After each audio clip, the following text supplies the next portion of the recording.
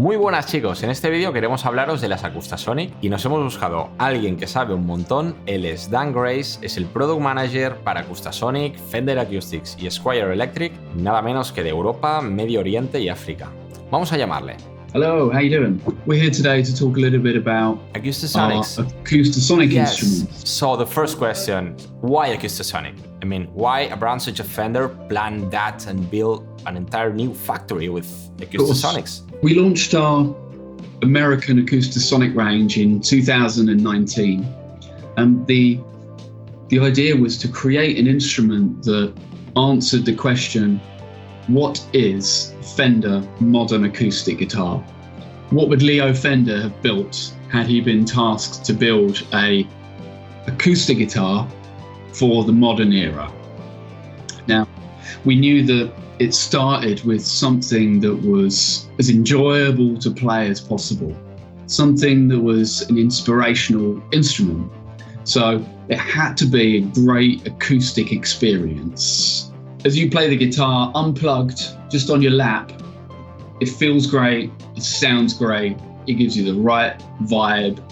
And the theory was that if the guitar performs well in that environment, acoustically, that should then translate into a great instrument. Yeah, that's why, if anyone doesn't know Acoustasonic, that's why we have a body that actually sound like an acoustic instrument. Exactly. So the most important part is the acoustic construction, so the kind of physical design of the guitar.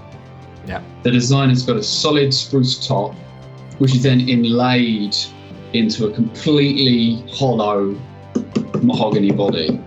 So the whole thing is hollow inside. The chassis of the guitar itself is really, really resonant. Yeah. Which responds with all the nuances the that an touch acoustic of the mahogany. It feels amazing. And then you have spruce on the top. On the American lines, you have another type of wood, right? So on the American line, there's a spruce top model. Okay. We've also just introduced a brand new mahogany top model as well. Okay. In the past, we've also done some more exotic wood variations where we had cocobolo, Ziracote or Koa tops as well, which were really, really nice.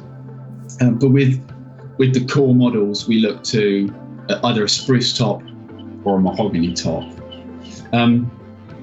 The important part of that construction as well is this sound port in the middle. Yeah. This is a really key part of the instrument. So we refer to it internally as a waterfall sound hole. Okay. So it's kind of a curved ring that's specifically tuned for each body shape. Okay. So the idea of this sound port, which officially is called a stringed instrument resonance system. You mean with the thing that is tuned, that we have different size, different weight, depending on different size Telecaster, Stratocaster, or Jazzmaster. So it's not the same. I mean, it's made for each body. Made for each body. And the idea of that is that it will give the sound of the body the correct resonance, and in turn will make it very resistant to feedback as well. Okay. So a common problem when you play acoustic on stage is it feeds back. You have to take out lots of frequencies in the PA to make sure it doesn't what make you need noise. if you are asking for an acoustic modern guitar. It needs to be able to perform on stage, and that's a really big part of it.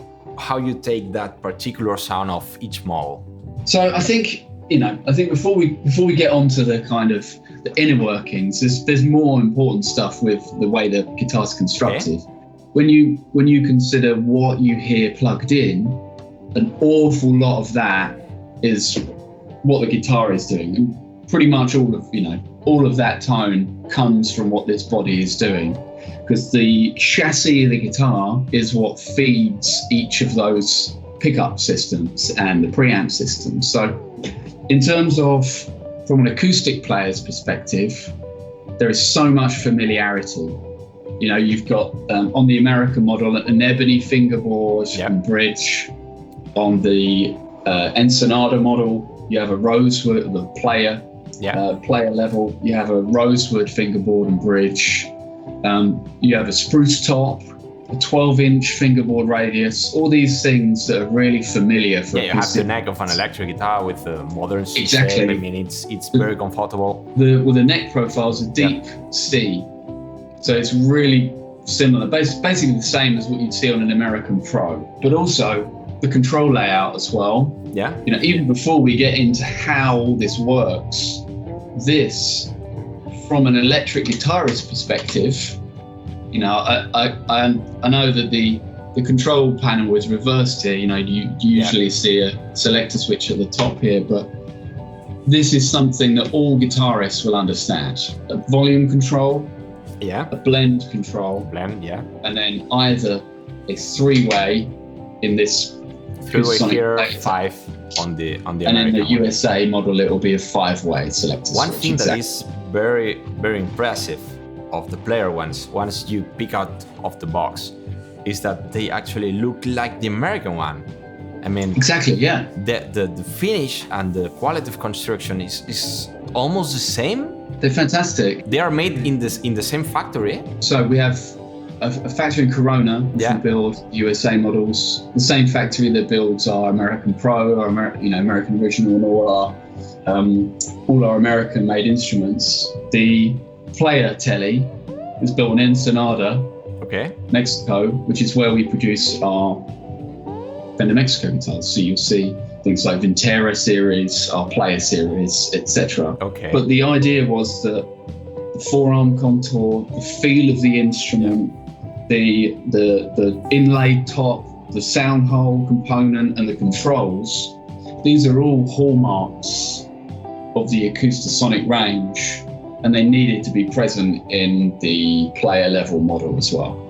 So we needed to have everything that made Acoustasonic great. So acoustically, like I said, there's a hell of a lot going on. And if you're an acoustic player, you feel comfortable. If you're an electric player, you strap it on and it feels just like an electric guitar. It feels super comfortable. But if you wanted to talk about electronics as well. When you look at the instrument, it's very simple. There isn't much going on. You've got your magnet pickup, which you can see, but everything else you can't see, which was an intentional feature when we designed these instruments. And the reason is because when we're performing, when we are playing, we're recording, we're playing live, we need to use as much of our energy and our brain power on performing. You don't want to be thinking about, pressing lots of pedals, changing lots of settings, moving around, lots of controls. You want something that's very, very simple and easy to use. And what that does is allows you to access all the complex technology that's inside, but you never have to encounter it yourself. How this magic works? I mean, you've worked with Fishman. There's two main components. I would suggest the analog side of things and the kind of more futuristic digital side of things. So from an analog perspective, this is a player Telecaster. You have two pickups. One is a piezo under saddle. So an under saddle pickup, very similar to what you'd see on most acoustic guitars, and an N4 noiseless pickup. That's a magnetic pickup that's taken from our electric guitar line, but modified slightly. It's modified so that it responds better to a hollow instrument like this. When you think, say, a noiseless single coil pickup on a solid body guitar is doing a very, very different thing, because you strum the guitar and it doesn't have all that resonance. The pickup is there to really hone in on what the strings are doing, rather than having a resonant body like this. Important thing there to remember, though it's a magnet pickup, you can use any type of string you like with it. So whether it's electric strings, acoustic strings. That's answering one of the questions that we got the most. I mean, can I place here electric strings? Can do if you want. We ship them with 11 to 52 coated phosphor bronze strings. So from our Duratone range. Yeah. And that's... They came with acoustic strings Yeah, they come with that's phosphor bronze acoustic strings. So we tried many different things when designing the guitar, and that's where we landed. 11 gauge, so slightly lighter than what you'd see on a regular acoustic, where usually you'd expect a 12. Yeah. 12 to 53, 12 to 54. So they are slightly lighter than what you usually see. And we tried many different things, but felt that this was, considering the acoustic tones in the guitar, it really fit the instrument best. Okay. But we've had players get great results using electric strings as well. Even folks using sometimes 3 acoustic strings, okay, and then 3 electric strings on the top. So you get that plain G string. Cool thing about that is it allows you to play all those kind of electric licks. If you're an electric guitar player, all those same lines that you play on your electric guitar will work really well on this as well. Personally, I prefer the tone you get from the acoustic strings on these. And the difference there is kind of the beauty of this instrument.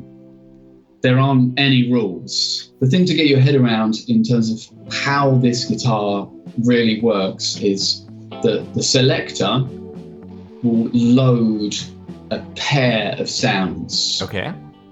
So think of it as like an actor in 2 different films. Okay. 2 different roles. So the selector switch here will load that pair of sounds, and then this blend control will take you from the A side to a B side where the sounds are totally different. The mix is the important part because, like I said, you have the more focused side and then the low end side, but you can also select any tone in between the 2.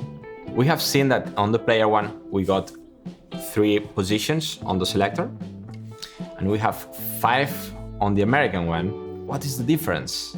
Big difference between the 2 is the inclusion of a body sensor pickup on the American model. Yep.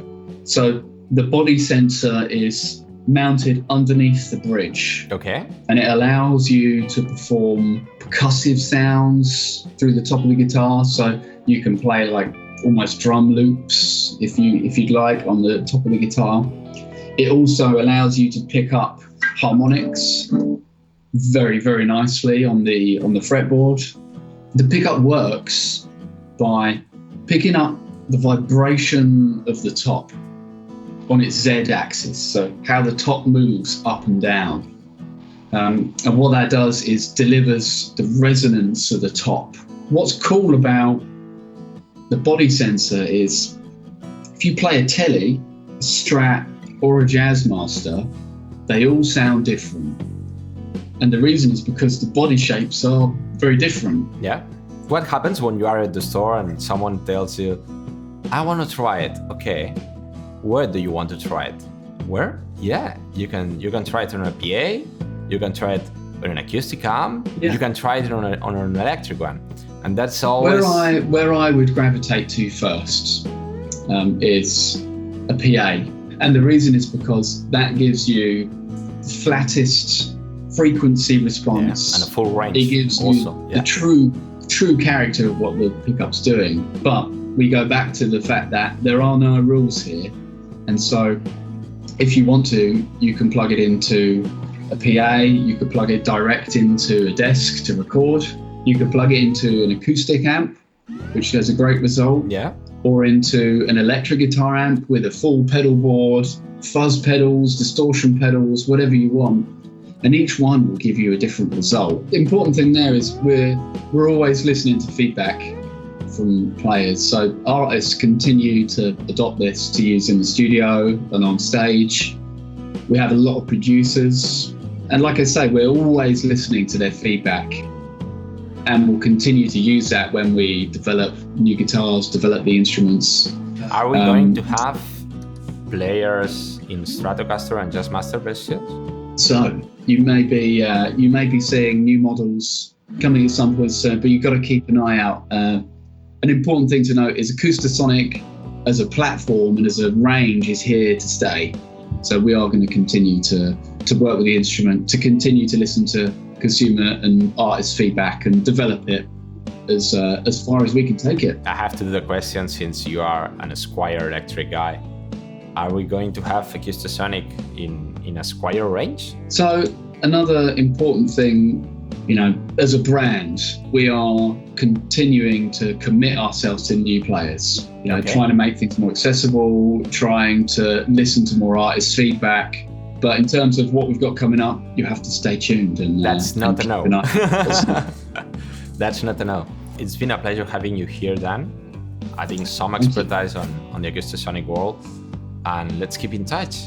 Thank you very much. Sounds good. I look forward to it. Hopefully, next time I shall come and visit you in person. Of course. And yeah, keep in touch. I'm happy to answer if you've got any requests, any questions from consumers or whoever. Let me know, and we can answer them for you. Perfect.